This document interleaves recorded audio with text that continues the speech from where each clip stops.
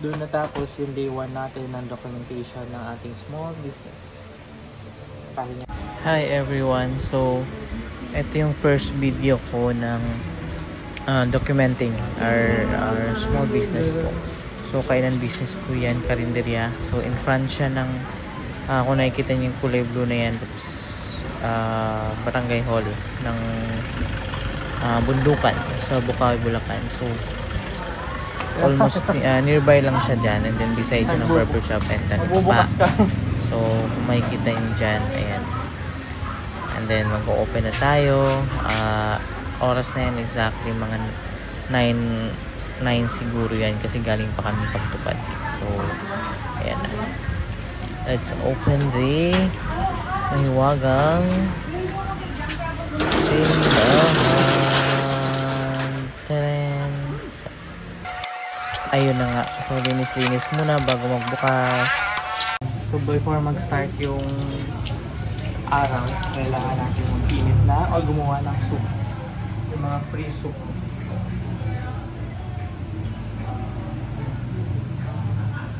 So, libre po yung sabaw natin.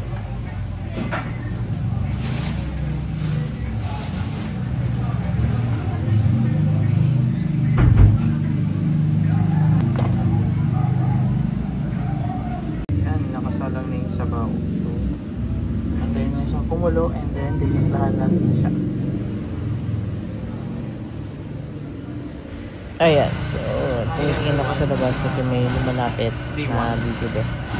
So, siya yung first customer natin. Actually, siya yung nakarent dyan sa may barbershop sa gilid. So, almost everyday naman siya nagbe-breakfast and then bumibili minsan ng lunch. So, just mga loyal customer natin.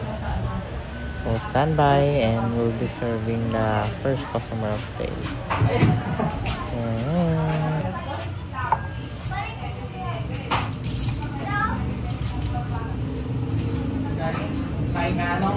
ayan, umorder na siya. So prepare na natin yung order niya. Ayan, sineset up na din yung camera for documentation. Then nagtatanong pa nga kung ano daw. Ayun na nga. So, wala siya. Nare-record ko na yung pagbili niya. Ayun. So, usually late na ako naglalatag ng lamesa. Paniprepare ko muna yung pag-init or paggawa ng sabaw or pag-ayos ng mga kanin before ako mag-prepare or maglagay ng or maglatag ng lamesa sa pwesto.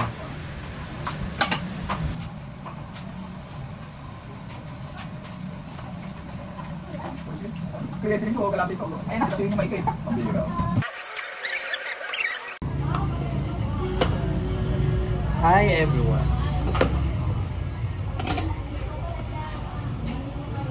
Day 1, documenting our failure.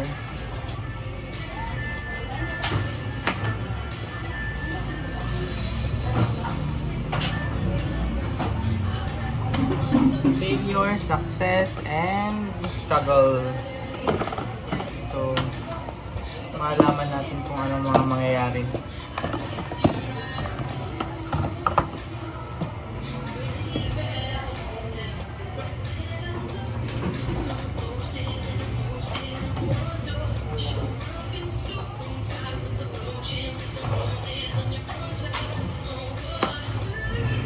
Ayan, preparing for paggawa ng bagnet para sa kare-karing bagnet.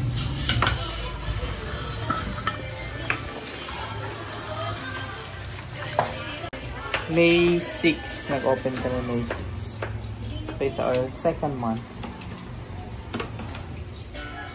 So mali lang, hindi namin din-document yung first day ng ano. Meron tayong video nun, di ba? Meron kaming video pero try ko kung kaya kong i-attach from day 1. Pero hindi lahat. Ayan.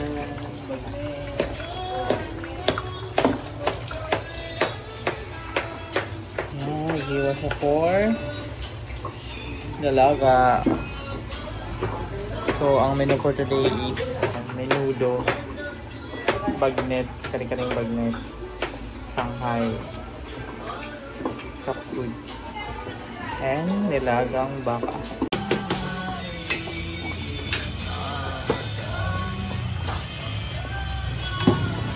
Okay, so ayan.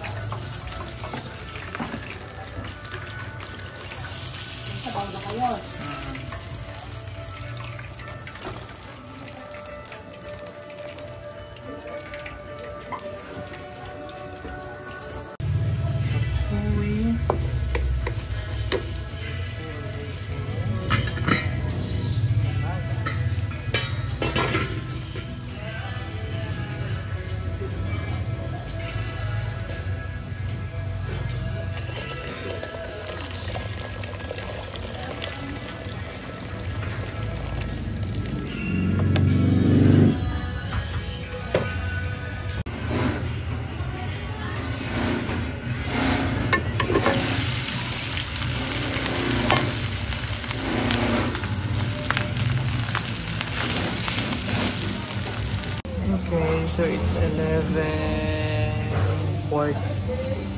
11:40 tapos na lahat. So waiting na lang customer. Nandito niya sa likod ko ang kalat, guys. Ayan. Kapag nasa ganito ka talagang kabuhayan na pagod, pero lang yung may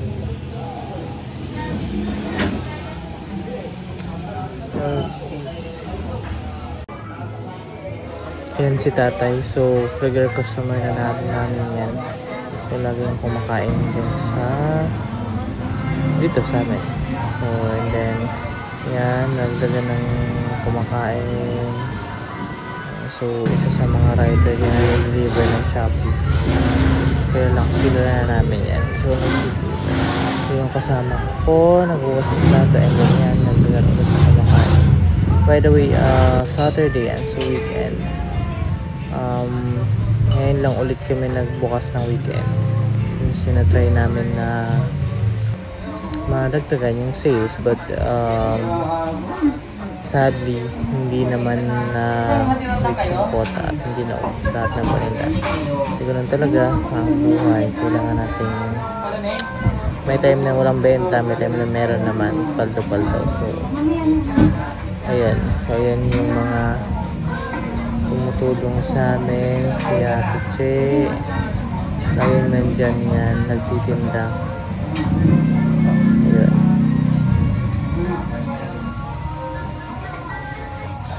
May mga time na nakakaubos kami. Meron din time talaga na may araw talaga na mahina. Lalo na pag since marami na din ng mga nagbukas ng kainan dyan sa area na yan. So anuan lang talaga.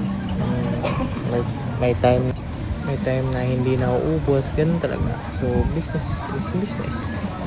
Ganun. So may time na wala kang kitain. May time na may kitain ka. And that's business. So, kailangan din tanggapin. So, by that time, nagko-compute na ako ng mga kasi nagtatanong sila ng kung magkano yung mga bill nila. Ayan. So, and grateful din kami sa mga tao tumutulong sa amin kahit wala kaming bayad sa ngayon. Kasi, lagi silang nandyan, sumusuporta. Never din naman nila kaming iniwan. So, and then lagi din silang bumibili, kaya ayun, nakakatulong din. At the same time, bumibili din sa customer din namin. So, unang-una na dyan sa mga laging tumutulong sa amin, sila tita, sila tito. So umaga pa lang, umaga sila nagigising para i-prepare or lutuin yung mga binibenta namin, like menudo, kare-kare, kaldereta, or ano pa yung mga lutong ulam, kasi yung specialty talaga ng tita. So personal recipe nila yun, sineserve nila sa pinibigyan. or binibenta namin yan. And then kina Ate Che, kina Biche, kasi hindi ko maisa-isa lahat. Sobrang grateful kami sa kanila kasi andyan sila, lagi sila sumusuporta, tinutulungan yung business na yan. And hopefully makabawi soon, and I know sa tamang panahon makakabawi tayo. Wala lang. Ayan, tapos na kumain yung dalawang nag-dine in. So ayan, nililigpit na natin yung lamesa para if ever na may kakain ulit, malinis naman siya, no? So ayan, chill muna, waiting sa ibang customer or kung may mga bibili. Ayan, petics muna tayo. Ayan.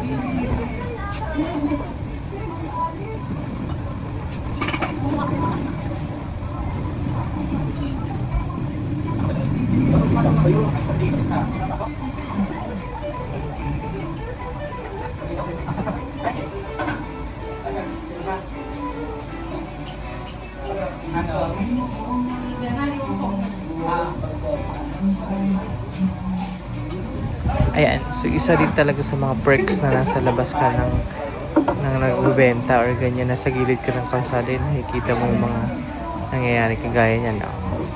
Naichismis na, may na aksidente, so haba ng leeg mo, nakatingin. So ayun, so updated ka sa latest na nangyayari sa labas ng bahay ni Kuya. Ayan, so chismoso nga ang lola mo. Motor ba? Motor na kabangga? Oo.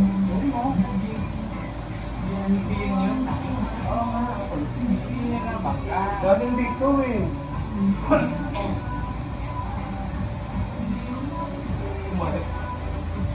Malas naman na.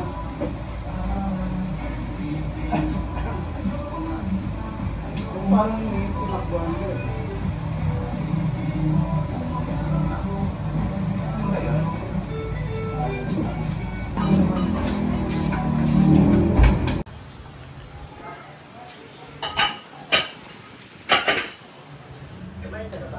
Not yet. Shanghai. Hindi ko alam kakainin ko.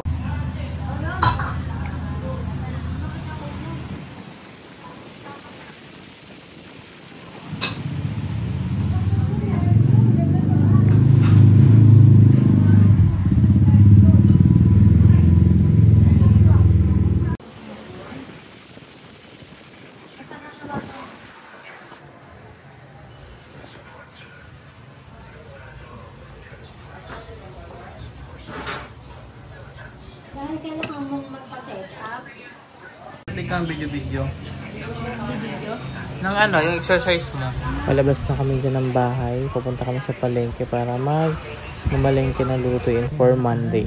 Since Saturday nga yan. So, pinrepair na namin yung for Monday na lutuin. Taba ng pisngit. Yeah, so, ang taba nga ng pisngit. Kung makikita niyo yung previous video ko, na may mukha, medyo payat pa ako nung that's 5 years ago. So ngayon, medyo healthy na tayo. Nagdagan yung timbang natin, guys.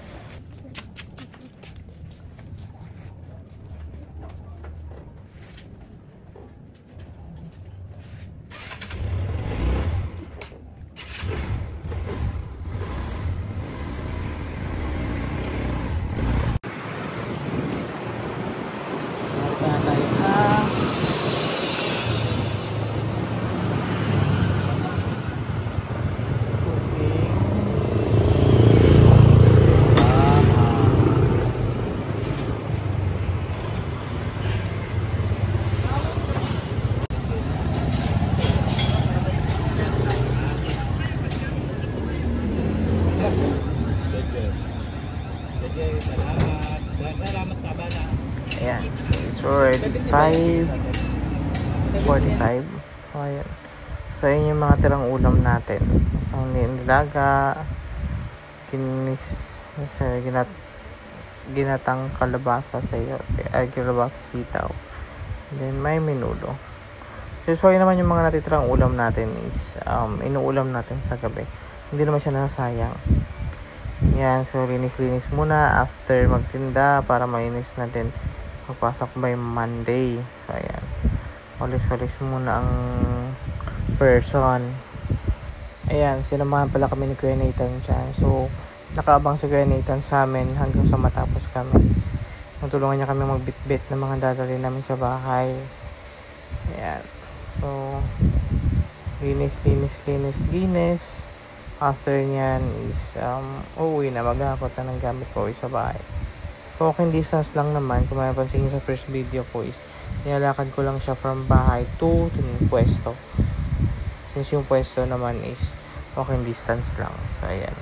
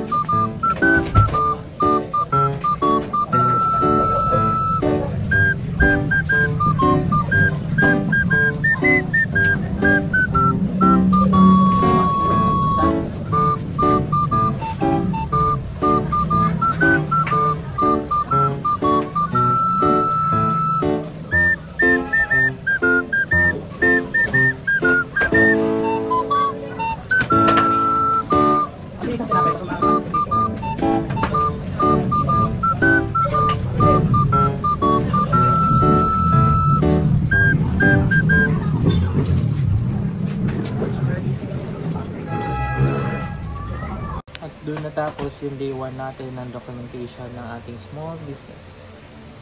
Pahinga na. Isipin na ako. Wow! Ayan na. So, pahinga na. Good night. Thank you for watching.